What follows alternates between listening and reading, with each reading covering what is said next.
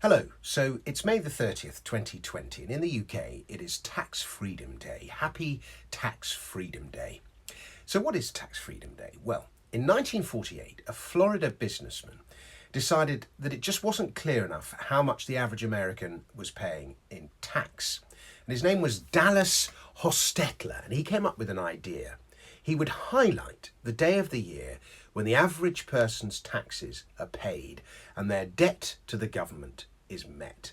And from that day on, their earnings are theirs to keep and spend as they, rather than the government, see fit. And he called it Tax Freedom Day. And every year for the next 2 decades, Hostetler would calculate US Tax Freedom Day. He even trademarked it. And when he retired in 1971, he handed the trademark to the Washington, D.C. think tank called the Tax Foundation, who picked up where he left off. And various bodies around the world now calculate Tax Freedom Day in their own country. The Adam Smith Institute does it here in the UK. Now, it's inevitably an imprecise calculation because so many averages are involved. But by comparing the tax freedom days of various nations around the world, you sort of get an idea of how much tax a nation pays and the relative size of its government and the levels of economic freedom in that country. And it's a simple and easily comprehensible demonstration of the tax burden in the economy. And in the US and Australia, Tax Freedom Day occurs in late April.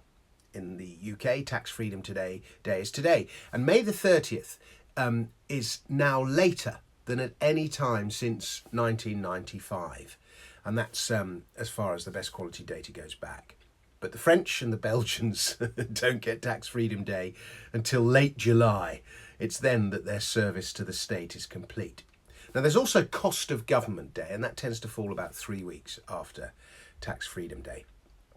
At the turn of the 20th century, Tax Freedom Day came in early to mid-January.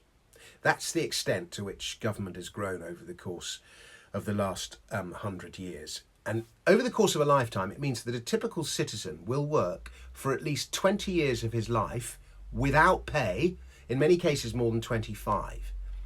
The medieval serf had to work 3 days per week on his lord's land in exchange for the lord's protection and the right to work his own land on the other 3 days.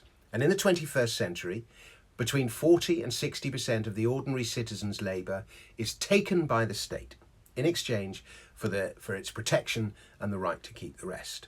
Today's conditions are nothing like as harsh as they were then. We have more freedom of expression, more freedom of movement. Modern technology is infinitely superior. As our living standards, they far exceed their medieval equivalents. But it's illuminating to see that the time we spend to pay our obligations is essentially the same. Thank you very much for watching. Please subscribe to my channel, and if you're interested in all this stuff, please buy my book, Daylight Robbery. There it is. You can get it via Amazon and all good bookshops, or if you want a signed copy and you're in the UK, you can order one from the link below in the comments section, or get the audiobook version read by me, which is ace. Thanks very much for watching. See you again soon.